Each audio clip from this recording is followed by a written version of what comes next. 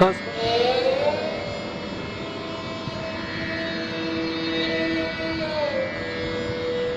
ਹੰਸਪਾਲ ਜੀ, ਲੋੜ ਤੋਂ ਵੱਧ ਵਕਤ ਤਾਂ ਨਹੀਂ ਲਿਆ, ਪਰ ਜੋ ਸਵਾਦ ਸਾਨੂੰ ਆ ਗਿਆ ਉਹ ਸਾਨੂੰ ਵਕਤ ਵੀ ਨਹੀਂ ਚੇਤਾ ਤੇ ਸਾਨੂੰ ਉਹ ਥਕਾਵਟ ਵੀ ਕੋਈ ਨਹੀਂ ਮਹਿਸੂਸ ਹੋ ਰਹੀ।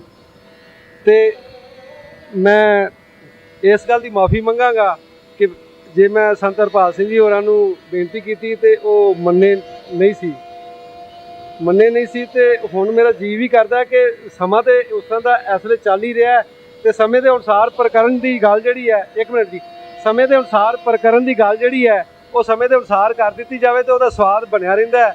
ਸਮੇਂ ਤੋਂ ਬਗੈਰ ਜੇ ਪ੍ਰਕਰਨ ਛੋਹ ਲਿਆ ਜਾਵੇ ਤੇ ਉਹਦਾ ਕੋਈ ਸਵਾਦ ਨਹੀਂ ਆਉਂਦਾ। ਤੇ ਮੈਂ ਜ਼ਿਆਦਾ ਟਾਈਮ ਨਹੀਂ ਦੇ ਸਕਾਂਗਾ। ਮੈਂ ਚਾਹਾਂਗਾ ਕਿ ਉਹ ਥੋੜ੍ਹੇ ਟਾਈਮ 'ਚ 5 7 10 ਮਿੰਟਾਂ ਦੇ ਵਿੱਚ ਹੀ, ਇਸ ਤੋਂ ਉੱਪਰ ਨਾ ਜਾਣ, ਇੰਨੇ ਕੁ ਦੇ ਵਿੱਚ ਹੀ ਆਪਣੇ ਉਹ ਸ਼ਬਦਾਂ ਨੂੰ ਸਮੇਟ ਕੇ ਤੇ ਸਾਨੂੰ ਦੱਸ ਦੇਣ, ਵਿਚਾਰ ਦੱਸਣ ਸੰਤ ਹਰਪਾਲ ਸਿੰਘ ਜੀ। ਉਹਨਾਂ ਨੂੰ ਮੈਂ ਬੇਨਤੀ ਕਰਾਂਗਾ ਉਹ ਇੱਥੇ ਆਉਣ ਸਟੇਜ 'ਤੇ। ਸੰਤ ਹਰਪਾਲ ਸਿੰਘ ਜੀ। ਕੁਛ ਵੀ ਆਖਣ ਤੋਂ ਪਹਿਲੋਂ ਆਪਣੇ ਸਤਿਕਾਰਯੋਗ ਹੰਸਪਾਲ ਜੀ, ਕਵੀ ਜੀ, ਮਾਸਟਰ ਜੀ ਤੇ ਹੋਰ ਪਹਿਲਾਂ ਬੋਲ ਚੁੱਕੇ ਸਾਰਿਆਂ ਤੋਂ ਇਸ ਗੱਲ ਦੀ ਖਿਮਾ ਮੰਗਾਂਗਾ ਕਿ ਮੈਂ ਇੱਥੇ ਆਉਣ ਵਿੱਚ ਲੇਟ ਹੋ ਗਿਆ। ਜ਼ਿਆਦਾ ਸੁਣਨਾ ਚਾਹੁੰਦਾ ਸਾਂ, ਉਹ ਸੁਣ ਵੀ ਨਹੀਂ ਸਕਿਆ ਤੇ ਹੁਣ ਮੈਨੂੰ ਬੋਲਣਾ ਵੀ ਨਹੀਂ ਸੀ ਚਾਹੀਦਾ। ਸੰਤ ਸੁਰਿੰਦਰ ਸੂਰੀ ਬਹੁਤਾ ਕਹਿੰਦੇ ਸੀ, ਉਹਨਾਂ ਦੇ ਕਹਿਣ 'ਤੇ ਮੈਂ ਕੁਛ ਕੁ ਬੇਨਤੀਆਂ ਕਰਾਂਗਾ। ਜਿਹੜਾ ਮੈਂ ਸਵੇਰੇ ਵੀ ਬੇਨਤੀ ਕੀਤੀ ਸੀ ਕਿ ਇਹ ਗੁਰੂ ਨਾਨਕ ਦੇਵ ਜੀ ਦਾ ਬੇਅੰਤ ਸਰੂਪ, ਜਿਹੜਾ ਸਤਿਗੁਰੂ ਰਾਮ ਸਿੰਘ ਜੀ ਨੇ ਹੁਕਮ ਕੀਤਾ ਸੀ ਕਿ ਮੇਰਾ ਜੋਤ ਕਾ ਜਾਮਾ ਸਿੱਖੀ ਨੂੰ ਹਰੀ ਰੱਖੇਗਾ, ਇਹ ਬੇਅੰਤ ਸਰੂਪ ਸਿੱਖੀ ਨੂੰ ਹਰੀ ਰੱਖ ਰਿਹਾ ਹੈ, ਕਿਵੇਂ ਕਿਰਪਾ ਕਰ ਰਹੇ ਨੇ, ਉਹਨਾਂ ਦੇ ਬਾਰੇ ਮੈਂ ਕੁਛ ਕੁ ਬੇਨਤੀਆਂ ਕਰਾਂਗਾ। ਸਤਿਗੁਰੂ ਪ੍ਰਤਾਪ ਸਿੰਘ ਜੀ ਦੇ ਉਪਦੇਸ਼ ਵਿੱਚ ਕਥਾ ਕਰਦਿਆਂ ਸੱਚੇ ਪਾਤਸ਼ਾਹ ਜੀ ਨੇ ਬਚਨ ਕੀਤਾ, ਸਤਿਗੁਰੂ ਦੀ ਤਾਰੀਫ ਸਤਿਗੁਰੂ ਰਾਮ ਸਿੰਘ ਜੀ ਬਾਰੇ ਕਿ ਵਾਲੀ ਮਾਲੀ ਬਾਗ ਕੇ, ਕਿ ਸਤਿਗੁਰੂ ਇੱਕ ਉਹ ਹੈ ਜੋ ਬਾਗ ਦਾ ਮਾਲਕ ਵੀ ਹੈ, ਵਾਲੀ ਵੀ ਹੈ ਤੇ ਮਾਲੀ ਵੀ ਹੈ, ਜਿਹੜਾ ਉਹਨਾਂ ਫੁੱਲਾਂ ਨੂੰ ਜਨਮ ਦੇਣ ਵਾਲਾ, ਸਿਰਜਣਾ ਕਰਨ ਵਾਲਾ ਤੇ ਸੰਭਾਲ ਵੀ ਕਰਨ ਵਾਲਾ। ਜਿਹੜਾ ਜਨਮ ਵੀ ਦਿੰਦਾ ਤੇ ਸੰਭਾਲ ਵੀ ਕਰਦਾ, ਉਹ ਫਿਰ ਇਸ ਤਰ੍ਹਾਂ ਕਰਦਾ। ਸਤਿਗੁਰੂ ਪ੍ਰਤਾਪ ਸਿੰਘ ਦੇ ਉਪਦੇਸ਼ 'ਚ ਆਉਂਦਾ ਹੈ, ਇਹ ਸਿੱਖੀ ਰੂਪ ਫੁਲਵਾੜੀ ਨੂੰ ਠੀਕ ਰੱਖਣ ਦੇ ਵਾਸਤੇ ਜਿਵੇਂ ਕੋਈ ਮਾੜਾ ਕੰਡਾ ਹੋਵੇ, ਕੋਈ ਸੁੱਕੀ ਟਹਿਣੀ ਨੂੰ ਕੱਟ ਕੇ ਉਹਨੂੰ ਪਾਣੀ ਦੇ ਕੇ ਉਹਨੂੰ ਕਿਸੇ ਵੀ ਤਰ੍ਹਾਂ ਠੀਕ ਰੱਖਦਾ, ਇਸੇ ਤਰ੍ਹਾਂ ਸਤਿਗੁਰੂ ਕਿਰਪਾ ਕਰਦਾ, ਕਿਸੇ ਨੂੰ ਝਿੜਕ ਕੇ, ਕਿਸੇ ਨੂੰ ਪਿਆਰ ਨਾਲ, ਕਿਸੇ ਨੂੰ ਡੰਨ ਲਾ ਕੇ ਉਹਨੂੰ ਸਿੱਖੀ ਵਿੱਚ ਪੱਕਿਆਂ ਕਰਦਾ, ਉਹਨੂੰ ਸਿੱਖ ਬਣਨ ਦੀ ਜਾਚ ਦੱਸਦਾ। ਵਰਤਮਾਨ ਸਤਿਗੁਰੂ ਸੱਚੇ ਪਾਤਸ਼ਾਹ ਜੀ ਇਸ ਤਰ੍ਹਾਂ ਅਨੇਕਾਂ ਹੀ ਬਖਸ਼ਿਸ਼ ਕੀਤੀਆਂ ਹਨ। ਇੱਕ ਸੁਰਜੀਤ ਸਿੰਘ ਹੋਰੀ ਟੋਰਾਂਟੋ ਰਹਿੰਦੇ ਨੇ, ਸੁਰਜੀਤ ਸਿੰਘ ਸੈਂਬੀ, ਉਹ ਵਰਤਮਾਨ ਸਤਿਗੁਰੂ ਸੱਚੇ ਪਾਤਸ਼ਾਹ ਜੀ ਦੀ ਅਪਾਰ ਬਖਸ਼ਿਸ਼ ਸਦਕਾ ਹੀ ਨਾਮਧਾਰੀ ਬਣੇ ਅਤੇ ਨਾਮਧਾਰੀ ਬਣਨ ਤੋਂ ਬਾਅਦ ਜਿਹੜੀ ਸਤਿਗੁਰੂ ਦੇ ਦਰਸ਼ਨ ਦੀ ਮੰਗ ਜਾਂ ਸਤਿਗੁਰੂ ਦੇ ਦਰਸ਼ਨ ਦੀ ਇੱਛਾ ਤੇ ਦਰਸ਼ਨ ਪ੍ਰਤੀ ਸਮਰਪਿਤ ਹੋਣਾ, ਜਿਹੜਾ ਮੈਂ ਸਵੇਰੇ ਵੀ ਬੇਨਤੀ ਕੀਤੀ ਸੀ ਕਿ ਸਭ ਤੋਂ ਵੱਧ ਕੀਮਤੀ ਹੈ। ਜਦੋਂ ਸਤਿਗੁਰੂ ਸੱਚੇ ਪਾਤਸ਼ਾਹ ਕੈਨੇਡਾ ਦੌਰਾ ਕੀਤਾ, ਉਹ ਨਿਆਗਰਾ ਫਾਲ ਨਾਲ ਹੀ ਚਲੇ ਗਏ ਕਿ ਆਪਣਾ ਕੰਮ ਛੱਡ ਕੇ ਕਿਸੇ ਠੇਕੇਦਾਰ ਦੇ ਨੌਕਰੀ ਕਰਦੇ ਸਨ ਕਿ ਉਹਨੇ ਦਿਨ ਸਤਿਗੁਰਾਂ ਦੇ ਦਰਸ਼ਨ ਕਰਾਂਗੇ।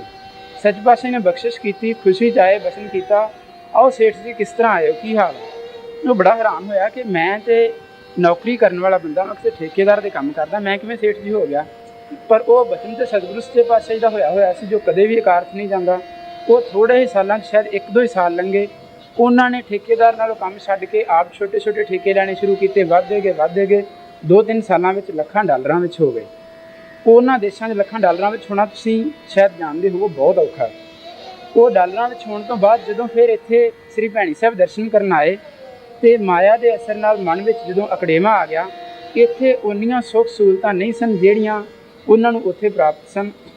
ਉਹਨਾਂ ਨੇ ਇੱਥੋਂ ਜਾ ਕੇ ਇਸ ਤਰ੍ਹਾਂ ਦੀ ਨਿੰਦਿਆ ਕਰਨੀ ਸ਼ੁਰੂ ਕਰ ਦਿੱਤੀ ਕਿ ਮੈਂ ਅੱਗੋਂ ਤੋਂ ਭੈਣੀ ਸਾਹਿਬ ਨਹੀਂ ਜਾਵਾਂਗਾ, ਉੱਥੇ ਤਾਂ ਸਾਨੂੰ ਕਮਰਾ ਨਹੀਂ ਵਧੀਆ ਮਿਲਿਆ, ਉੱਥੇ ਬਿਸਤਰੇ ਨਹੀਂ ਸੀ ਸਾਫ਼, ਉੱਥੇ ਕੋਈ ਪ੍ਰਬੰਧ ਹੈ। ਕਈਆਂ ਕੋਲ ਇਸ ਤਰ੍ਹਾਂ ਦੀ ਭੰਡੀ ਕੀਤੀ ਅਤੇ 1 ਸਾਲ ਹੀ ਨਹੀਂ ਲੰਘਿਆ, ਜਿੱਥੇ ਅਸੀਂ ਉੱਥੇ ਹੀ ਫਿਰ ਵਾਪਸ ਆ ਗਏ। ਸਾਰੇ ਟੋਰਾਂਟੋ ਸ਼ਹਿਰ 'ਚ ਉਹਨਾਂ ਦੇ 2-3 ਘਰ ਸੀ, ਇੱਕ 'ਚ ਰਹਿੰਦੇ ਸੀ, ਬਾਕੀ ਖਾਲੀ ਰੱਖੇ ਹੋਏ ਸੀ, ਕਿਰਾਏ 'ਤੇ ਕੋਈ ਦਿੱਤੇ ਹੋਏ ਸੀ। ਉਹ ਸਾਰੇ ਹੀ ਵਾਪਸ ਹੋ ਗਏ, ਉਹਨਾਂ ਨੂੰ ਫਿਰ ਕਿਰਾਏ 'ਤੇ ਰਹਿਣ ਲਈ ਮਜਬੂਰ ਹੋਣਾ ਪਿਆ। ਫਿਰ ਸੂਬਾ ਰੇਸ਼ਮ ਸੁਗਰਾ ਨੇ ਕਿਹਾ, ਤੈਨੂੰ ਸ਼ਾਇਦ ਇਹ ਨਹੀਂ ਪਤਾ ਤੈਨੂੰ ਸਾਰਾ ਕੁਛ ਕਿਵੇਂ ਪ੍ਰਾਪਤ ਹੋਇਆ ਸੀ, ਤੂੰ ਜਿੱਥੋਂ ਪ੍ਰਾਪਤ ਹੋਇਆ ਸੀ ਉੱਥੋਂ ਦੀ ਨਿੰਦਿਆ ਕੀਤੀ, ਸਾਰਾ ਵਾਪਸ ਹੋ ਗਿਆ, ਉੱਥੋਂ ਜਾ ਕੇ ਬਖਸ਼ਾ। ਫਿਰ ਉਹ ਜਿੱਦਣ ਭੈਣੀ ਸਾਹਿਬ ਆਏ, ਮੈਂ ਆਪ ਇੱਥੇ ਸਾਂ, ਉਹ ਦਿੱਲੀ ਏਅਰਪੋਰਟ ਤੋਂ ਉਤਰ ਕੇ ਸਿੱਧੇ ਹੀ, ਉਹਨਾਂ ਦੇ ਰਿਸ਼ਤੇਦਾਰ ਵੀ ਇੰਡੀਆ ਵਿੱਚ ਨੇ, ਸਿੱਧੇ ਸ੍ਰੀ ਭੈਣੀ ਸਾਹਿਬ ਵੀ ਆਏ। ਇੱਥੇ ਮੈਂ ਉਹਨਾਂ ਦੀ ਗੱਲ ਦੱਸਣ ਤੋਂ ਪਹਿਲਾਂ ਇੱਕ ਬੇਨਤੀ ਕਰ ਲਵਾਂ ਕਿ ਸਤਿਗੁਰੂ ਸੱਚੇ ਪਾਤਸ਼ਾਹ ਜੀ ਬਖਸ਼ਿਸ਼ ਕੀਤੀ, ਬਚਨ ਕੀਤਾ ਕਿ ਫਲ ਭਾਵਨਾ ਨੂੰ ਲੱਗਦਾ। ਕੋਈ ਸਿੱਖ ਵਿਦੇਸ਼ 'ਚੋਂ ਆਉਂਦਾ ਉਹ ਸੋਚਦਾ ਮੈਂ ਆਪਣੇ ਰਿਸ਼ਤੇਦਾਰਾਂ ਨੂੰ ਮਿਲਣ ਜਾਣਾ, ਚਲੋ ਸਤਿਗੁਰਾਂ ਦੇ ਦਰਸ਼ਨ ਵੀ ਕਰਾਵਾਂਗੇ। ਉਹ ਦਰਸ਼ਨ ਵੀ ਕਰਦਾ, ਰਿਸ਼ਤੇਦਾਰਾਂ ਨੂੰ ਵੀ ਮਿਲਦਾ। ਇੱਕ ਹੈ ਜਿਹੜਾ ਕਹਿੰਦਾ ਮੈਂ ਸੱਚੇ ਪਾਤਸ਼ਾਹ ਦੇ ਦਰਸ਼ਨ ਕਰਨ ਜਾਣਾ ਹੈ, ਪਰ ਚਲੋ ਉੱਧਰ ਰਿਸ਼ਤੇਦਾਰ ਵੀ ਹੈਗੇ ਨੇ, ਉਹਨਾਂ ਨੂੰ ਵੀ ਮਿਲ ਲਵਾਂਗੇ। ਕੰਮ ਉਹਨੇ ਵੀ ਦੋਵੇਂ ਕੀਤੇ ਨੇ, ਉਹਨੇ ਵੀ ਦੋਵੇਂ ਕੀਤੇ ਨੇ, ਪਰ ਭਾਵਨਾ ਨੂੰ ਫਲ ਦੀ ਇੰਨੀ ਵੱਡੀ ਕੀਮਤ ਕਿ ਉਹ ਸੁਰਜੀਤ ਸਿੰਘ ਸੈਂਭੀ ਦਿੱਲੀ ਏਅਰਪੋਰਟ ਤੋਂ ਟੈਕਸੀ ਕਰਕੇ ਸਿੱਧਾ ਸ੍ਰੀ ਭੈਣੀ ਸਾਹਿਬ ਆਇਆ। ਇਹ ਬਾਗ ਵਾਲੀ ਕੋਠੀ ਜਾਣ ਕੇ ਉਹਨੇ ਮੱਥਾ ਟੇਕਿਆ। ਸੱਚੇ ਪਾਤਸ਼ਾਹ ਪੁੱਛਿਆ ਕਿਸ ਤਰ੍ਹਾਂ ਆਇਆ? ਕਹਿੰਦਾ ਜੀ ਦਰਸ਼ਨ ਕਰਨੀ ਆਇਆ ਸੀ। ਅਤੇ ਉਹ 5-6 ਦਿਨ ਦੌਰੇ ਦੇ ਨਾਲ ਹੀ ਰਹੇ। ਸ੍ਰੀ ਜੀਵਨ ਨਗਰ ਵਾਲੇ ਇੱਧਰ ਗਏ ਹਾਂ, ਉੱਧਰ ਵੀ ਨਾਲ ਗਏ। ਇੰਨੇ ਦਿਨਾਂ ਤੋਂ ਬਾਅਦ ਫਿਰ ਉਹ ਦਿੱਲੀ ਜਾ ਕੇ ਆਪਣੇ ਰਿਸ਼ਤੇਦਾਰਾਂ ਦੇ ਘਰ ਜਾ ਕੇ ਉਹਨਾਂ ਨੇ ਹੋਰ ਆਪਣੇ ਅਸਰ ਰਸੂਖ ਨਾਲ ਬਹੁਤ ਸਾਰੇ ਰਿਸ਼ਤੇਦਾਰਾਂ ਨੂੰ ਸੱਦਿਆ ਅਤੇ ਪਹਿਲੋਂ ਪ੍ਰੇਰ ਕੇ ਇਸ ਗੱਲ ਲਈ ਤਿਆਰ ਕੀਤਾ ਕਿ ਸਤਿਗੁਰੂ ਸੱਚੇ ਪਾਤਸ਼ਾਹ ਗੁਰੂ ਨਾਨਕ ਦੀ ਗੱਦੀ ਦੇ ਵਾਰਸ ਨੇ, ਤੁਸੀਂ ਇਹਨਾਂ ਤੋਂ ਭਜਨ ਪੁੱਛੋ। ਇਹ ਵੀ ਇੱਕ ਬਹੁਤ ਪਵਿੱਤਰ ਕਰਮ ਹੈ। ਕਿੰਨੇ ਹੀ ਜਪ ਤਪ ਨਾਲੋਂ ਇਹਦਾ ਜ਼ਿਆਦਾ ਫਲ ਮਿਲਦਾ ਹੈ। ਜਿਹੜਾ ਕਿਸੇ ਨੂੰ ਸਿੱਖ ਸਜਾਉਣਾ ਅਤੇ ਸਤਿਗੁਰੂ ਦੇ ਚਰਨਾਂ ਵਿੱਚ ਲਿਆਉਣਾ। ਉਹਨੇ ਸ਼ਾਇਦ ਉਹਦੇ ਅਸਰ ਨਾਲ ਉਹਦੇ 20-25 ਸਿੱਖਾਂ ਨੇ ਭਜਨ ਪੁੱਛਿਆ। ਫਿਰ ਜਦੋਂ ਵਾਪਸ ਗਿਆ ਫਿਰ ਉੱਥੇ ਹੀ ਪਹੁੰਚ ਗਿਆ ਜਿੱਥੇ ਉਹ ਪਹਿਲਾਂ ਸੀ। ਐਤਕੀ ਸੱਚੇ ਪਾਤਸ਼ਾਹ ਜਦੋਂ ਇਸ ਦੌਰੇ ਤੋਂ ਪਹਿਲੇ ਦੌਰੇ ਗਏ ਮੈਂ ਨਾਲ ਸਾਂ, ਉਹਦੇ ਫਿਰ ਉਹ ਲੱਖਾਂ ਡਾਲਰਾਂ 'ਚ ਹੈ। ਅਤੇ ਉੱਥੇ ਵੀ ਉਹਨੇ ਉਸੇ ਤਰ੍ਹਾਂ ਹੀ ਆਪਣੇ ਘਰ, ਕਿਉਂਕਿ ਸਾਰੇ ਸਮਾਜ ਵਿੱਚ ਉਹਦਾ ਚੰਗਾ ਅਸਰ ਰਸੂਖ ਹੈ, ਉਹਨੇ ਸ਼ਾਇਦ 60-70 ਵਿਅਕਤੀ ਇਕੱਠੇ ਕੀਤੇ ਹੋਏ ਸਨ ਅਤੇ ਸਾਰਿਆਂ ਨੂੰ ਭਜਨ ਪਛਾਇਆ। ਮੇਰਾ ਮਤਲਬ ਕਿ ਸਤਿਗੁਰੂ ਸੱਚੇ ਪਾਤਸ਼ਾਹ ਜੀ ਬਹੁਤ ਸਾਰੇ ਸਿੱਖਾਂ ਨੂੰ ਇਸ ਤਰ੍ਹਾਂ ਵੀ ਬਖਸ਼ਿਸ਼ ਕਰਦੇ ਨੇ, ਕਦੇ ਚਪੇੜ ਮਾਰ ਕੇ, ਕਦੇ ਗੁੱਸੇ ਹੋ ਕੇ, ਕਦੇ ਪਿਆਰ ਬਖਸ਼ ਕੇ ਉਹਨਾਂ ਨੂੰ ਸਿੱਖੀ ਵਿੱਚ ਪੱਕਿਆਂ ਰੱਖਦੇ ਨੇ। ਇੱਕ ਗੁਰਚਰਨ ਸਿੰਘ ਜੀ ਚੰਗਮਈ ਤੋਂ ਨੇ, ਜਦੋਂ ਇਸ ਪਿਛਲੇ ਸਾਲ ਚੰਗਮਈ ਵਿਖੇ ਹੋਲਾ ਹੋਇਆ, ਉਹਨਾਂ ਦਾ ਇੱਕ ਸਪੁੱਤਰ ਇੱਕ ਸਿਆਮਣ ਨੂੰ ਲੈ ਕੇ ਨਿਕਲ ਗਿਆ, ਆਪਣੇ ਬੱਚਿਆਂ ਨੂੰ ਵੀ ਛੱਡ ਕੇ, ਘਰ ਦੀ ਨੂੰ ਵੀ ਛੱਡ ਕੇ। ਅਤੇ ਉਸ ਦਾ ਪਿਤਾ ਬਹੁਤ ਦੁਖੀ ਸੀ, ਉਸ ਦੇ ਨਾਲ ਬੋਲਦਾ ਵੀ ਨਹੀਂ ਸੀ। ਜਿਹੜਾ ਆਪਣੇ ਪੁੱਤਰ ਨਾਲ ਬੋਲਦਾ ਨਹੀਂ, ਉਹਨੂੰ ਸੁਧਾਰ ਕਿਵੇਂ ਲਏਗਾ? ਉਹਨਾਂ ਦੇ ਆਪਸੀ ਸੰਬੰਧ ਇਸ ਤਰ੍ਹਾਂ ਦੇ ਹੋ ਚੁੱਕੇ ਸਨ। ਪਰ ਸਤਿਗੁਰੂ ਸੱਚੇ ਪਾਤਸ਼ਾਹ ਜੀ ਨੇ ਕਿਸੇ ਦੇ ਰਾਹੀਂ ਉਹਦੇ ਨਾਲ ਸੰਪਰਕ ਕਰਕੇ ਉਹਨੂੰ ਸੱਦਿਆ, ਉਹਨੂੰ ਬਚਨ ਕੀਤਾ, ਤੂੰ ਬੜਾ ਪਿਆਰਾ ਬੱਚਾ, ਤੂੰ ਇਸ ਤਰ੍ਹਾਂ ਨਾ ਕਰ, ਤੂੰ ਆਪਣੇ ਪਰਿਵਾਰ 'ਚ ਜਾ। ਉਹਨੇ ਜੇ ਨਹੀਂ ਪ੍ਰਵਾਨ ਕੀਤਾ ਫਿਰ ਹੁਕਮ ਕੀਤਾ, ਤੂੰ ਮੇਰੇ ਕੋਲ ਆਇਆ ਕਰ, ਚੱਲ ਤੂੰ ਜਿੱਥੇ ਵੀ ਹੈਗਾ ਮੈਨੂੰ ਮਿਲਿਆ ਤੇ ਕਰ। ਕਿੰਨੇ ਹੀ ਪਿਆਰ ਨਾਲ, ਕਿੰਨੇ ਹੀ ਬਚਨ ਕਰਦਿਆਂ 6 ਮਹੀਨੇ ਨਹੀਂ ਲੰਘੇ ਅਤੇ ਉਹ ਸਾਰਾ ਕੁਝ ਛੱਡ ਕੇ ਫਿਰ ਆਪਣੇ ਪਰਿਵਾਰ ਵਿੱਚ ਚਲਾ ਗਿਆ। ਮੇਰਾ ਪਰਿਵਾਰ ਵਿੱਚ ਹੀ ਨਹੀਂ ਗਿਆ, ਸਿੱਖ ਵੀ ਬਣ ਗਿਆ। ਅਤੇ ਉਹਨਾਂ ਨੇ ਸਾਰੇ ਪਰਿਵਾਰ ਨੇ ਆਣ ਕੇ ਸਤਿਗੁਰੂ ਸੱਚੇ ਪਾਤਸ਼ਾਹ ਜੀ ਨੂੰ ਅਰਜ਼ੀ ਕੀਤੀ ਕਿ ਗਰੀਬ ਨਵਾਜ਼ ਆਪ ਜੀ ਨੇ ਮਹਾਨ ਬਖਸ਼ਿਸ਼ ਕੀਤੀ ਹੈ ਕਿ ਜਿਹੜਾ ਸਾਡੇ ਪੁੱਤਰ ਨੂੰ, ਸਾਨੂੰ ਵੀ ਉਹ ਪੁੱਤਰ ਦੁਬਾਰਾ ਬਖਸ਼ਿਆ ਅਤੇ ਮੁੜ ਉਹਨੂੰ ਸਿੱਖੀ ਵੀ ਬਖਸ਼ੀ। ਇਹ ਮੈਂ ਦੱਸਿਆ ਕਿ ਸਤਿਗੁਰੂ ਸੱਚੇ ਪਾਤਸ਼ਾਹ ਜੀ ਕਿਸੇ ਨੂੰ ਝਿੜਕ ਕੇ, ਕਿਸੇ ਨੂੰ ਪਿਆਰ ਨਾਲ, ਕਿਸੇ ਨੂੰ ਕਿਵੇਂ ਬਖਸ਼ਿਸ਼ ਕਰਦੇ ਨੇ। ਜਿਹੜਾ ਸਤਿਗੁਰੂ ਰਾਮ ਸਿੰਘ ਜੀ ਨੇ ਇਹ ਹੁਕਮ ਕੀਤਾ ਸੀ ਕਿ ਸਤਿਗੁਰੂ ਹਰੀ ਸਿੰਘ ਜੀ ਬਾਰੇ, ਮੇਰੇ ਧੱਕੇ ਨੂੰ ਇਹ ਬਖਸ਼ੇਗਾ, ਇਹਦੇ ਧੱਕੇ ਨੂੰ ਮੈਂ ਨਹੀਂ ਬਖਸ਼ਾਂਗਾ। ਇਹ ਹੁਕਮ ਤੇ ਸਿਰਫ ਸਤਿਗੁਰੂ ਰਾਮ ਸਿੰਘ ਜੀ ਨੇ ਕੀਤਾ, ਪਰ ਇਹ ਫਾਰਮੂਲਾ ਕਿਸੇ ਵੀ ਗੁਰੂ ਸਾਹਿਬ ਬਾਰੇ ਉਸੇ ਤਰ੍ਹਾਂ ਹੀ ਲਾਗੂ ਹੁੰਦਾ ਕਿ ਪਿਛਲੇ ਸਤਿਗੁਰੂ ਦੇ ਧੱਕੇ ਹੋਏ ਜਾਂ ਉਸ ਤੋਂ ਨਾਰਾਜ਼ਗੀ ਲੈ ਕੇ ਕੋਈ ਭੋਗ ਰਹੇ ਦੁੱਖ ਨੂੰ ਜੇ ਬਖਸ਼ ਸਕਦਾ ਤੇ ਵਰਤਮਾਨ ਸਤਿਗੁਰੂ ਹੀ ਬਖਸ਼ ਸਕਦਾ ਹੈ। ਅਮਰ ਸਿੰਘ ਗੁਰੀ ਭਾਗੋਵਾਲੀਏ, ਉਹਨਾਂ ਨੇ ਜਿਹੜੇ ਪਹਿਲੇ ਪਾਠ ਹੋਏ 1.25 ਲੱਖ ਪਾਠ ਸਤਿਗੁਰੂ ਪ੍ਰਤਾਪ ਸਿੰਘ ਜੀ ਸਮੇਂ ਜਸ ਜੀਵਨ ਵਿੱਚ ਇਹਦੇ ਬਾਰੇ ਜ਼ਿਕਰ ਹੈ ਕਿ ਉਹਨਾਂ ਨੇ ਬਹੁਤ ਹੀ ਸੇਵਾ ਕੀਤੀ, ਸਤਿਗੁਰੂ ਜੀ ਦੀਆਂ ਬੜੀਆਂ ਹੀ ਖੁਸ਼ੀਆਂ ਲਈਆਂ। ਉਸ ਤੋਂ ਬਾਅਦ ਐਸਾ ਕਾਰਨ ਵਰਤਿਆ, ਮਨ ਬਦਲ ਗਿਆ, ਸਤਿਗੁਰੂ ਪ੍ਰਤਾਪ ਸਿੰਘ ਜੀ ਦੀ ਨਿੰਦਿਆ ਕਰਨੀ ਸ਼ੁਰੂ ਕਰ ਦਿੱਤੀ, ਬੜੀਆਂ ਹੀ ਗਲਤ ਚਿੱਠੀਆਂ ਵੀ ਲਿਖਣੀਆਂ, ਨਾਸਤਕ ਟਾਈਪ ਹੋ ਗਏ। ਅਤੇ ਉਹਨਾਂ ਨੇ ਕਾਰਨ ਐਸਾ ਬਣਿਆ, ਨਿੰਦਿਆ ਕਰਨ ਦੇ ਅਸਰ ਨਾਲ ਉਹਨਾਂ ਦੀ ਬੁੱਧੀ ਐਸੀ ਭ੍ਰਿਸ਼ਟ ਹੋਈ, ਇੱਕ ਔਰਤ ਨਾਲ ਸੰਬੰਧ ਬਣੇ, ਉਹਦੇ ਨਾਲ ਵਿਆਹ ਕਰਾ ਲਿਆ। ਹੌਲੀ ਹੌਲੀ ਉਸ ਔਰਤ ਨੇ ਉਹਨਾਂ 'ਚ ਫਿਰ ਸੰਬੰਧ ਖਰਾਬ ਹੋ ਗਏ। ਉਹਨੇ ਉਹਨਾਂ ਨੂੰ ਕੋਈ ਜ਼ਹਿਰ ਜਾਂ ਇਸ ਤਰ੍ਹਾਂ ਦੀ ਚੀਜ਼ ਦੇ ਦਿੱਤੀ। ਉਹ ਇੰਨੇ ਬਿਮਾਰ ਹੋ ਗਏ, ਨਾ ਉਹ ਮਰਨ ਅਤੇ ਨਾ ਉਹ ਜਿਉਣੀ, ਮੰਜੀ 'ਤੇ ਪਏ ਅਤੇ ਤੜਫਣ। ਅਤੇ 2 ਉਹਨਾਂ ਦੇ ਬੱਚੇ ਸਨ, ਨਾ ਉਹਨਾਂ ਦੀ ਸੰਭਾਲ ਹੀ ਕਰ ਸਕਣ ਛੋਟੇ ਛੋਟੇ। ਸਤਿਗੁਰੂ ਸੱਚੇ ਪਾਤਸ਼ਾਹ ਜੀ ਨੇ ਬਖਸ਼ਿਸ਼ ਕੀਤੀ। ਇਹ ਤੇ ਅੰਤਰਜਾਮੀ ਸਨ। ਪੁੱਛਿਆ ਅਮਰ ਸਿੰਘ ਭਾਗੋਵਾਲੀਏ ਦਾ ਪਤਾ ਕਰੋ ਕਿੱਥੇ ਹੈ। ਉਹਦਾ ਪਤਾ ਕਰਕੇ ਉਹਦੇ ਘਰ ਆਪ ਪਹੁੰਚੇ। ਫਿਰ ਉਹਨੇ ਸੱਚੇ ਪਾਤਸ਼ਾਹ ਤੋਂ ਬਖਸ਼ਾਇਆ, ਉਹਨੂੰ ਲਿਆਂਦਾ, ਉਹਦਾ ਇਲਾਜ ਕੀਤਾ। ਇਲਾਜ 'ਤੇ ਇੱਕ ਬਹਾਨਾ ਸੀ, ਬਖਸ਼ਿਸ਼ ਹੋਈ ਅਤੇ ਉਹ ਠੀਕ ਵੀ ਹੋ ਗਏ। ਫਿਰ ਸ੍ਰੀ ਭੈਣੀ ਸਾਹਿਬ ਆਣ ਕੇ ਰਹੇ। ਉਹਨਾਂ ਦਿਨਾਂ ਵਿੱਚ ਉਹਨਾਂ ਨੇ ਸਤਿਯੁਗ ਵਿੱਚ ਇੱਕ ਲੇਖ ਲਿਖਿਆ ਕਿ ਸਾਧ ਸੰਗਤ ਜੀ, ਮੈਂ ਭੁੱਲ ਕੇ ਬੜੇ ਹੀ ਧੱਕੇ ਖਾਧੇ ਨੇ, ਬੜੇ ਠੇਡੇ ਖਾਧੇ ਨੇ, ਬਹੁਤ ਦੁਖੀ ਹੋਇਆ। ਜਿਹੜੀ ਗਲਤੀ ਮੈਂ ਕਰ ਬੈਠਾ, ਮੈਂ ਸਿਰਫ ਇਹ ਆਖਦਾ ਇਸ ਤੋਂ ਬਾਅਦ ਕੋਈ ਹੋਰ ਨਾ ਕਰਿਓ, ਕਿਤੇ ਇੰਨੇ ਧੱਕੇ ਖਾ ਕੇ ਨਾ ਕਿਸੇ ਨੂੰ ਮੁੜਨਾ ਪਏ। ਇਹ ਸਤਿਗੁਰੂ ਸੱਚੇ ਪਾਤਸ਼ਾਹ ਜੀ ਬਖਸ਼ਿਸ਼ ਕਰਦੇ ਨੇ ਕਿ ਜਿਹੜਾ ਮੇਰੇ ਧੱਕੇ ਨੂੰ ਇਹ ਬਖਸ਼ੇਗਾ। ਇਸੇ ਤਰ੍ਹਾਂ ਹੀ ਸਤਿਗੁਰੂ ਪ੍ਰਤਾਪ ਸਿੰਘ ਜੀ ਦੇ ਧੱਕਿਆਂ ਨੂੰ ਇਹਨਾਂ ਨੇ ਕਿੰਨਿਆਂ ਨੂੰ ਹੀ ਬਖਸ਼ਿਆ। ਜੀਵਨ ਨਗਰ ਦੇ ਇਲਾਕੇ 'ਚ ਕੋਈ 5 ਭਰਾ ਸਨ, ਮੈਨੂੰ ਉਹਨਾਂ ਦੇ ਨਾਂ ਦੇ ਇਸ ਵੇਲੇ ਨਹੀਂ ਯਾਦ। ਸਤਿਗੁਰੂ ਪ੍ਰਤਾਪ ਸਿੰਘ ਜੀ ਦੀ ਬਹੁਤ ਹੀ ਨਿੰਦਿਆ ਕਰਦੇ ਸਨ, ਜਦੋਂ ਕਿ ਸਤਿਗੁਰੂ ਪ੍ਰਤਾਪ ਸਿੰਘ ਦੇ ਵਿਰੋਧ ਵਿੱਚ ਨਾਮਧਾਰੀਆਂ ਨੇ ਬਹੁਤ ਸਾਰੇ ਸੰਗੀਨ ਕੇਸ ਕੀਤੇ ਹੋਏ ਸਨ। ਕਿਸੇ ਨੇ ਆ ਕੇ ਅਰਜ਼ ਕੀਤੀ ਸੱਚੇ ਪਾਤਸ਼ਾਹ ਜੀ, ਉਹ ਬਹੁਤ ਭੈੜੀਆਂ ਗੱਲਾਂ ਕਰਦੇ ਨੇ। ਸੱਚੇ ਪਾਤਸ਼ਾਹ ਬਚਨ ਕੀਤਾ, ਤੁਸੀਂ ਛੱਡੋ ਉਹਨਾਂ ਨੂੰ, ਉਹ ਤੇ ਕਮਲੇ ਨੇ। ਸੱਚੀ ਮੁੱਚੀ ਉਹ ਕਮਲੇ ਹੋ ਗਏ ਅਤੇ ਗਲੀਆਂ 'ਚ ਰੁਲਦੇ ਅਤੇ ਛਿਲੜਾਂ ਚੁੱਕ ਚੁੱਕ ਕੇ ਖਾਂਦੇ ਮਰੇ। ਉਹਨਾਂ 'ਚੋਂ ਇੱਕ ਅਜੇ ਇੰਨਾ ਕੁ ਕਮਲਾ ਸੀ ਕਿ ਉਹਨੂੰ ਬੰਨ੍ਹ ਕੇ ਮੰਜੀ 'ਤੇ ਪਾਇਆ ਹੋਇਆ ਸੀ, ਪਰ ਉਹ ਗੱਲ ਸੁਣਦਾ ਅਤੇ ਸਮਝਦਾ ਸੀ। ਪਰ ਜਦੋਂ ਖੋੜ੍ਹਦੇ ਸੀ ਲੱਤਾਂ ਮਾਰਦਾ ਸੀ ਅਤੇ ਉਹ ਭੱਜਦਾ ਇਸ ਤਰ੍ਹਾਂ ਕਰਦਾ ਸੀ। ਉਹਨੂੰ ਕਿਸੇ ਨੇ ਜਾ ਕੇ ਆਖਿਆ ਕਿ ਤੁਹਾਨੂੰ ਪਤਾ ਹੈ, ਤੁਸੀਂ ਸਤਿਗੁਰੂ ਜੀ ਦੀ ਨਿੰਦਿਆ ਕਰਦੇ ਰਹੇ ਹੋ, ਤੁਸੀਂ ਸਤਿਗੁਰੂ ਪ੍ਰਤਾਪ ਸਿੰਘ ਦੀ ਨਿੰਦਿਆ ਕੀਤੀ ਹੈ, ਹੁਣ ਸਤਿਗੁਰੂ ਸੱਚੇ ਪਾਤਸ਼ਾਹ ਜੀ ਤੋਂ ਬਖਸ਼ਾਓ। ਅਤੇ ਉਹਨੇ ਕਿਸੇ ਹੱਥ ਨਾ ਕੱਲਿਆ, ਸੱਚੇ ਪਾਤਸ਼ਾਹ ਕਿਰਪਾ ਕਰਨ, ਮਨ 'ਤੇ ਕਿਰਪਾ ਹੋਈ ਕਿ ਮੈਨੂੰ ਬਖਸ਼ਣ। ਸੱਚੇ ਪਾਤਸ਼ਾਹ ਜਾ ਕੇ ਉਹਨੂੰ ਘਰੇ ਦਰਸ਼ਨ ਦਿੱਤੇ। ਜਦੋਂ ਮਨ ਕਰਕੇ ਬਖਸ਼ਾ ਲਿਆ, ਬਖਸ਼ਿਆ ਗਿਆ, ਛੇਤੀ ਹੀ ਠੀਕ ਹੋ ਗਿਆ। ਬਿਕਰਮ ਸਿੰਘ ਅਤੇ ਗੁਰਦਿਆਲ ਸਿੰਘ, ਖੈਰ ਅਮਰ ਸਿੰਘ ਹੋਰੀ ਲੰਬੜਦਾਰ ਤੋਂ ਮੈਂ ਰਿਕਾਰਡ ਕੀਤੀ, ਖੈਰ 1 ਜਾਂ 2 ਜਾਂ 5 ਜਿੰਨੇ ਵੀ, ਜਿਨ੍ਹਾਂ ਨੇ ਇਸ ਤਰ੍ਹਾਂ ਨਿੰਦਿਆ ਕੀਤੀ, ਇਸ ਤਰ੍ਹਾਂ ਇੰਨੇ ਦੁਖੀ ਹੋਏ ਅਤੇ ਜਦੋਂ ਬਖਸ਼ਾ ਲਿਆ ਉਦੋਂ ਉਹ ਠੀਕ ਹੋ ਗਏ। ਸਤਿਗੁਰੂ ਰਾਮ ਸਿੰਘ ਸੱਚੇ ਪਾਤਸ਼ਾਹ ਜਦੋਂ ਪ੍ਰਦੇਸ਼ ਗਮਨ ਕੀਤਾ ਅਤੇ ਉੱਥੇ ਜਾ ਕੇ ਆਪਣਾ ਨਾਂ ਹੁਕਮਨਾਮਿਆਂ ਵਿੱਚ ਦਿਆਲ ਸਿੰਘ ਵੀ ਲਿਖਿਆ, ਲਿਖਤਮ ਦਿਆਲ ਸਿੰਘ ਲਿਖਿਆ। ਅਤੇ ਸਤਿਗੁਰੂ ਪ੍ਰਤਾਪ ਸਿੰਘ ਸੱਚੇ ਪਾਤਸ਼ਾਹ ਜੀ ਦੇ ਉਪਦੇਸ਼ ਵਿੱਚ ਆਉਂਦਾ, ਅਸੀਂ ਸਮਝਦੇ ਹਾਂ ਕਿ ਇਹ ਨਾਂ ਇਸ ਕਰਕੇ ਵੀ ਰੱਖਿਆ, ਨੀਤੀ ਨੂੰ ਵੀ ਰੱਖਿਆ, ਅਤੇ ਨਾਲ ਇਹ ਕਿ ਕਲਯੁਗ ਦੇ ਸਮੇਂ ਦੇ ਪ੍ਰਭਾਵ ਨਾਲ ਸਾਧ ਸੰਗਤਾਂ 'ਤੇ ਗਲਤੀਆਂ ਹੁੰਦੀਆਂ ਹੀ ਨੇ, ਹੁਣ ਦਿਆਲੂ ਬਣ ਕੇ ਇਹਨਾਂ ਦਾ ਉਧਾਰ ਹੋਵੇਗਾ।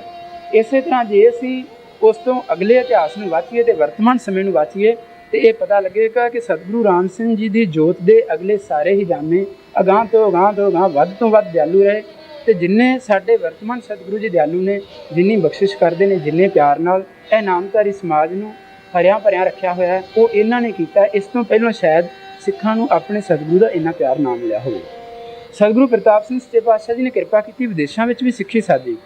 ਅਫਰੀਕਾ ਵਿੱਚ ਕੋਈ ਵੀ ਸਿੱਖ ਨਹੀਂ ਸੀ ਜਦੋਂ ਸਤਿਗੁਰੂ ਪ੍ਰਤਾਪ ਸਿੰਘ ਜੀ ਦਰਸ਼ਨ ਦਿੱਤੇ, ਪਰ ਉਹ ਸਾਰੇ ਹੀ ਸਿੱਖ ਸਤਿਗੁਰੂ ਪ੍ਰਤਾਪ ਸਿੰਘ ਜੀ ਦੇ ਅੰਤ ਸਮੇਂ ਤੱਕ ਵੀ ਨੌਕਦਾਰ ਪੱਗਾਂ ਹੀ ਬੰਨ੍ਹਦੇ ਸਨ। ਅਤੇ ਉਹਨਾਂ ਸਿੱਖਾਂ 'ਚੋਂ ਹੀ ਫਿਰ ਜਾ ਕੇ ਇੰਗਲੈਂਡ ਵਿਖੇ ਵਸੇ, ਫਿਰ ਆਪਣਾ ਕੈਨੇਡਾ, ਅਮਰੀਕਾ ਵਿੱਚ ਵੀ ਨਾਮਧਾਰੀ ਸਿੱਖਾਂ ਦਾ ਕਿੰਨਾ ਹੀ ਵਾਧਾ ਹੋਇਆ। ਪਰ ਵਰਤਮਾਨ ਸਤਿਗੁਰੂ ਜੀ ਦੇ ਸਮੇਂ ਵਿੱਚ ਬਖਸ਼ਿਸ਼ ਹੋਈ ਕਿ ਉਹ ਇਸ ਸਿੱਧੀ ਦਸਤਾਰ ਦੇ ਸਿੱਖੀ ਸਰੂਪ ਵਿੱਚ ਆਏ ਅਤੇ ਥਾਈਲੈਂਡ ਵਿੱਚ ਇਸ ਤਰ੍ਹਾਂ ਦੇ ਸਿੱਖ ਬਣਾਏ। ਸਤਿਗੁਰੂ ਪ੍ਰਤਾਪ ਸਿੰਘ ਜੀ ਵੇਲੇ ਇੰਨੀ ਬਖਸ਼ਿਸ਼ ਸੀ ਕਿ ਇਹ ਹੁਕਮ ਕੀਤਾ ਸੱਚੇ ਪਾਤਸ਼ਾਹ ਜੀ ਨੇ, ਸਾਰੇ ਥਾਈਲੈਂਡ ਵਿੱਚ ਸ਼ਾਇਦ ਕੋਈ ਵੀ ਨਾਮਧਾਰੀ ਨਹੀਂ ਜਿਹੜਾ ਸਿਨੇਮਾ ਵੇਖਦਾ ਹੋਵੇ, ਕੋਈ ਵੀ ਨਹੀਂ ਸੀ ਵੇਖਦਾ। ਅਤੇ ਇਕੱਲਿਆਂ ਕੁੰਡੀ ਮਾਰ ਕੇ ਕੀਰਤਨ ਕਰਨਾ ਅਤੇ ਨ੍ਰਿਤ ਕਰਨਾ ਸਤਿਗੁਰੂ ਨੂੰ ਹਾਜ਼ਰ ਨਾਜ਼ਰ ਸਮਝ ਕੇ ਇਸ ਤਰ੍ਹਾਂ ਦੇ ਮਸਤ ਸਿੱਖ ਵੀ ਹੋਏ। ਪਰ ਸਤਿਗੁਰੂ ਪ੍ਰਤਾਪ ਸਿੰਘ ਜੀ ਬਖਸ਼ਿਸ਼ ਕੀਤੀ, ਉਹਨਾਂ ਨੂੰ ਮਾਇਆ ਬਖਸ਼ੀ, ਖੁਸ਼ੀਆਂ ਬਖਸ਼ੀਆਂ। ਇੱਕ ਵਾਰ ਬਚਨ ਕੀਤਾ ਕਿ ਸਿੱਖੋ ਧਿਆਨ ਨਾਲ ਰਹੋ, ਜਿਸ ਤਰ੍ਹਾਂ ਛੋਲਿਆਂ ਦੀ ਫਸਲ ਅਖੀਰ 'ਤੇ ਆਈ ਹੋਵੇ, ਬਿਜਲੀ ਲਿਸ਼ਕ ਮਾਰ ਜਾਏ, ਉਹਦੇ ਵਿੱਚ ਦਾਣਾ ਨਹੀਂ ਪੈਂਦਾ, ਵੇਖਿਓ ਕਿਤੇ ਮਾਇਆ ਲਿਸ਼ਕ ਮਾਰਦੀ ਹੈ, ਖਤਮ ਨਾ ਹੋ ਜਾਏ। ਉਹ ਇਸੇ ਤਰ੍ਹਾਂ ਹੋਇਆ, ਉਹਨਾਂ 'ਤੇ ਮਾਇਆ ਦੀ ਲਿਸ਼ਕ ਵੱਜੀ ਅਤੇ ਉਹ ਵੀ ਸਮਾਂ ਆ ਗਿਆ। ਸਤਿਗੁਰੂ ਪ੍ਰਤਾਪ ਸਿੰਘ ਜੀ ਜਿਨ੍ਹਾਂ 'ਤੇ ਇੰਨਾ ਮਾਣ ਕਰਦੇ ਸੀ, ਬਚਨ ਕੀਤਾ, ਛੱਡੋ ਜੀ, ਨਾ ਹੁਣ ਤੁਹਾਨੂੰ ਮੇਰੇ ਸੱਦਣ ਦੀ ਖਿੱਚ ਰਹੀ, ਨਾ ਮੈਨੂੰ ਤੁਹਾਡੇ ਕੋਲ ਆਉਣ ਦੀ ਖਿੱਚ ਰਹੀ। ਉਹ ਇੱਕ ਫਸਲ ਸਿੱਖੀ ਦੀ ਖਰਾਬ ਹੋ ਗਈ, ਪਰ ਉਦੋਂ ਅਗਲੀ ਫਸਲ ਜਿਹੜੀ ਜਨਮ ਤੋਂ ਹੀ ਖਰਾਬ ਸੀ, ਕਿਉਂਕਿ ਖਰਾਬ ਵੀ ਤੋਂ ਹੀ ਪੈਦਾ ਹੋਈ ਸੀ, ਉਹ ਵੀ ਖਰਾਬ ਸੀ। ਪਰ ਇਹ ਸਤਿਗੁਰੂ ਜਗਜੀਤ ਸਿੰਘ ਜੀ ਦੀ ਮਹਾਨ ਬਖਸ਼ਿਸ਼ ਹੋਈ। ਅੱਜ ਤੋਂ ਕੁਝ ਸਾਲ ਪਹਿਲਾਂ ਹੀ ਉਹ ਨੌਜਵਾਨ ਮੁੰਡੇ ਜਿਹੜੇ ਨੇੜੇ ਦੇ ਸੰਪਰਕ 'ਚ ਤੇ ਕੀ ਆਉਣਾ, ਮਾਸ ਸ਼ਰਾਬ ਖਾਂਦੇ ਸੀ, ਕਲੱਬਾਂ ਜਾਂਦੇ ਸੀ। ਥਾਈਲੈਂਡ ਸ਼ਾਇਦ ਇਹੋ ਜਿਹੇ ਵਿਸ਼ੇ ਵਿਕਾਰਾਂ ਦੇ ਮਾਮਲੇ ਵਿੱਚ ਦੁਨੀਆ ਵਿੱਚ ਇੱਕ ਮਸ਼ਹੂਰ ਦੇਸ਼ ਹੈ। ਕਛਹਿਰੇ ਵੀ ਨਹੀਂ ਸੀ ਪਾਉਂਦੇ, ਦਾੜੀਆਂ ਕੱਟਦੇ ਸੀ, ਮਾਸ ਸ਼ਰਾਬ ਖਾਂਦੇ ਸੀ। ਪਰ 3-4 ਸਾਲਾਂ ਦੀ ਸਤਿਗੁਰੂ ਸੱਚੇ ਪਾਤਸ਼ਾਹ ਜੀ ਦੀ ਐਸੀ ਬਖਸ਼ਿਸ਼ ਹੋਈ, ਇੰਨਾ ਪਿਆਰ ਬਖਸ਼ਿਆ, ਇਸ ਤਰ੍ਹਾਂ ਨੇੜੇ ਲਾ ਲਿਆ ਕਿ ਸ਼ਾਇਦ ਜੇ ਤੁਸੀਂ ਉਹਨਾਂ ਦੀ ਕਰਨੀ, ਉਹਨਾਂ ਦਾ ਜੀਵਨ ਹੁਣ ਵੇਖੋ ਅਤੇ ਅੱਖਾਂ ਵਿੱਚ ਹੰਝੂ ਆਉਣ ਅਤੇ ਸਿਰ ਝੁਕੇ ਕਿ ਕਿੰਨੇ ਮਹਾਨ ਵਧੀਆ ਅਤੇ ਸਿੱਖ ਬਣ ਗਏ ਨੇ। ਕਰੋੜਾਂ ਰੁਪਈਆਂ ਵਿੱਚ ਹੁੰਦਿਆਂ ਹੋਇਆਂ, ਕਰੋੜਾਂ ਨਹੀਂ ਅਰਬਾਂ ਵਿੱਚ ਵੀ ਕਈ ਸ਼ਾਇਦ ਹੋਣਗੇ, ਪਰ ਉਹ ਇਸ ਤਰ੍ਹਾਂ ਨੇ ਕਿ ਜਦੋਂ ਵੀ ਛੁੱਟੀਆਂ ਹੁੰਦੀਆਂ ਨੇ, ਇਸ ਸਾਲ ਵਿੱਚ ਸ਼ਾਇਦ ਹੁਣ ਸੰਮੇਲਨ 'ਤੇ ਉਹਨਾਂ ਨੇ 4ਥੀ ਵਾਰ ਆਉਣਾ ਹੈ। ਉੱਥੇ ਉਹਨਾਂ ਨੇ ਸਭ ਤੋਂ ਪਹਿਲਾਂ ਉਹਨਾਂ ਨੇ ਸ਼ੁਰੂ ਕੀਤਾ, ਜਦੋਂ ਬਹੁਤ ਸਾਰੀਆਂ ਇੰਡੀਆ ਵਿੱਚ ਦੁਬਾਰਾ ਵਰਨੀਆਂ ਸ਼ੁਰੂ ਹੋ ਚੁੱਕੀਆਂ ਹੋਈਆਂ ਨੇ, ਅਖੰਡ ਵਰਨੀ ਉਹਨਾਂ ਨੇ ਸ਼ੁਰੂ ਕੀਤੀ। ਅਤੇ ਉਹਨਾਂ ਵਿੱਚੋਂ ਬਹੁਤ ਸਾਰੇ ਨੇ ਜਿਹੜੇ ਅੱਧੀ ਰਾਤੋਂ ਉੱਠ ਕੇ ਦੂਸਰੇ ਨੂੰ ਫੋਨ ਕਰਦਾ, ਚੱਲ ਆਪਾਂ ਸਤਿਗੁਰੂ ਰਾਮ ਸਿੰਘ ਜੀ ਦੇ ਦਰਸ਼ਨ ਕਰਨ ਚੱਲੀਏ। ਉਹਦਾ ਭਾਵ ਇਹ ਹੁੰਦਾ ਕਿ 1-2 ਵਜੇ ਉੱਥੋਂ ਚੱਲ ਕੇ 1 ਘੰਟੇ ਦਾ ਸਫ਼ਰ ਤੈਅ ਕਰਕੇ ਸਮੁੰਦਰ ਕੰਢੇ ਜਾ ਕੇ ਭਜਨ ਕਰਦੇ ਨੇ ਅਤੇ ਫਿਰ ਸੂਰਜ ਦੇ ਚੜ੍ਹਾਅ ਨਾਲ ਉੱਠ ਕੇ ਗੱਡੀਆਂ 'ਤੇ ਚੜ੍ਹ ਕੇ ਵਾਪਸ ਆ ਜਾਂਦੇ ਨੇ। ਇਸ ਤਰ੍ਹਾਂ ਦੇ ਸਿੱਖ ਬਣ ਗਏ, ਇਸ ਤਰ੍ਹਾਂ ਦੇ ਬਣ ਗਏ ਕਿ ਜਦੋਂ ਵੀ ਉਹਨਾਂ ਨੂੰ ਸਮਾਂ ਮਿਲਦਾ ਸਤਿਗੁਰੂ ਸੱਚੇ ਪਾਤਸ਼ਾਹ ਜੀ ਦੇ ਦਰਸ਼ਨ ਕਰਨ ਇੱਥੇ ਹੁੰਦੇ ਨੇ।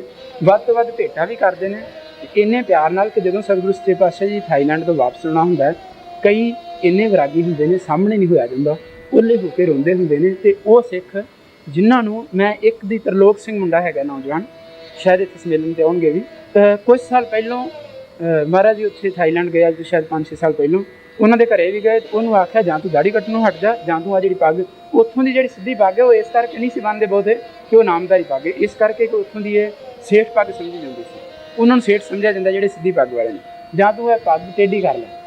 ਪਰ ਉਹ ਹੀ ਇੱਕ ਸਿੱਖ ਸਤਿਗੁਰੂ ਸੱਚੇ ਪਾਤਸ਼ਾਹ ਜੀ ਨੇ ਇੰਨੀ ਬਖਸ਼ਿਸ਼ ਕੀਤੀ, ਇੰਨਾ ਪਿਆਰ ਬਖਸ਼ਿਆ ਕਿ ਉਹ ਹੁਣ ਸੋਧ ਰੱਖ ਕੇ ਵਰਨੀ ਵਿੱਚ ਵੀ ਲੱਗਦਾ। ਅਤੇ ਪਿਛਲੀ ਵਾਰੀ ਜਦੋਂ ਸੱਚੇ ਪਾਤਸ਼ਾਹ ਜੀ ਆਉਣਾ ਸੀ, ਪਿੱਛੇ ਬਹਿ ਕੇ ਰੋਂਦਾ ਪਿਆ ਸੀ ਕਿ ਹੁਣ ਮੈਨੂੰ ਇਹਨਾਂ ਦੇ ਦਰਸ਼ਨ ਨਸੀਬ ਨਹੀਂ ਹੋਣੇ, ਕਿੰਨਾ ਚਿਰ ਕਿਵੇਂ ਲੰਘੇ। ਇਸ ਤਰ੍ਹਾਂ ਦੇ ਸਿੱਖ ਕਿੰਨੇ ਬਣਾਏ ਨੇ, ਕਿੰਨਾ ਪਿਆਰ ਬਖਸ਼ਿਆ। ਇਹ ਸਤਿਗੁਰੂ ਰਾਮ ਸਿੰਘ ਦੇ ਉਹ ਜੋਤ ਦੇ ਜਾਮੇ ਦੀ ਮਹਾਨ ਬਖਸ਼ਿਸ਼ ਹੈ। ਗੱਲਾਂ ਤਾਂ ਕਿੰਨੀਆਂ ਹੀ ਕਰੀ ਜਾਈਏ, ਮੁੱਕਣਗੀਆਂ ਨਹੀਂ ਸਮੇਂ ਦੀ ਘਾਟ ਕਾਰਨ। ਮੈਂ ਇੰਨਾ ਹੀ ਕਹਿ ਕੇ ਖਿਮਾ ਦਾ ਜਾਚ ਪਾਵਾਂਗਾ ਕਿ ਸਤਿਗੁਰੂ ਸੱਚੇ ਪਾਤਸ਼ਾਹ ਜੀ ਨੇ ਬਖਸ਼ਿਸ਼ ਕੀਤੀ ਸੰਗੀਤ ਵਿੱਚ, ਖੇਡਾਂ ਵਿੱਚ, ਹੋਰ ਕਲਾ ਦੇ ਖੇਤਰਾਂ ਵਿੱਚ, ਡਾਕਟਰੀ ਵਿੱਚ, ਬਾਗਬਾਨੀ ਅਤੇ ਫੋਟੋਗ੍ਰਾਫੀ ਵਿੱਚ ਨਾਮਧਾਰੀ ਨੌਜਵਾਨਾਂ ਨੇ ਜਿੰਨੀਆਂ ਵੀ ਪ੍ਰਾਪਤੀਆਂ ਕੀਤੀਆਂ, ਉਹਨਾਂ ਨੂੰ ਕਲਾ ਨਾਲ ਉਸ ਤਰ੍ਹਾਂ ਦਾ ਪਿਆਰ ਨਹੀਂ, ਮੈਨੂੰ ਪਤਾ ਹੈ। ਉਹਨਾਂ ਨੂੰ ਇਸ ਗੱਲ ਨਾਲ ਪਿਆਰ ਕਿ ਥਾਈਲੈਂਡ ਵਿੱਚ ਨਾ ਇੰਗਲੈਂਡ ਵਿੱਚ ਇੱਕ ਬੀਬੀ, ਇੱਥੇ ਗੁਰਜੀਤ ਸਿੰਘ ਹੁਣੀ ਆਏ ਨੇ, ਪਤਾ ਨਹੀਂ ਇੱਥੇ ਬੈਠੇ ਨੇ ਕਿ ਨਹੀਂ, ਉਹਨਾਂ ਦੀ ਘਰੋਂ ਬੀਬੀ ਹੈ, ਉਹਨੇ ਘਰੇ ਸਤਾਰ ਰੱਖੀ ਹੋਈ ਹੈ। ਉਹਨੇ ਕੁਛ ਕੁ ਉੱਤੇ ਵਜਾਉਣਾ ਸਿੱਖਿਆ, ਸੰਗੀਤ ਸਿੱਖਿਆ, ਕਦੀ ਕਿਸੇ ਸਟੇਜ 'ਤੇ ਪ੍ਰੋਗਰਾਮ ਨਹੀਂ ਕੀਤਾ। ਇੱਕੋ ਇੱਕ ਸ਼ੌਂਕ ਕਿ ਜਦੋਂ ਸਤਿਗੁਰੂ ਸੱਚੇ ਪਾਤਸ਼ਾਹ ਜੀ ਆਉਣ, ਕਿਤੇ ਪਲ ਦੋ ਪਲ ਮੈਂ ਉਹਨਾਂ ਦੇ ਚਰਨਾਂ 'ਚ ਬਹਿ ਕੇ ਇਹ ਵਜਾ ਸਕਾਂ। ਕਿੰਨੀ ਪਵਿੱਤਰ ਭਾਵਨਾ ਉਹਨਾਂ ਦੀ ਇਹੋ ਜਿਹੇ ਦੇਸ਼ਾਂ ਵਿੱਚ ਰਹਿੰਦਿਆਂ ਦੀ। ਇਹ ਕਿਹਦੀ ਬਖਸ਼ਿਸ਼ ਹੈ? ਜਿਸ ਤਰ੍ਹਾਂ ਲਿਖਿਆ, ਲੇਲੀ ਦੀ ਦਰਗਾਹ ਦਾ ਕੁੱਤਾ ਮਜਨੂੰ ਦੇਖ ਲਬਾਣਾ, ਕੁੱਤੇ ਦੀ ਪੈਰੀ ਪਵੇ ਹੜ ਹੜ ਹੱਸਿਆ ਲੋਕ ਵਿਡਾਣਾ।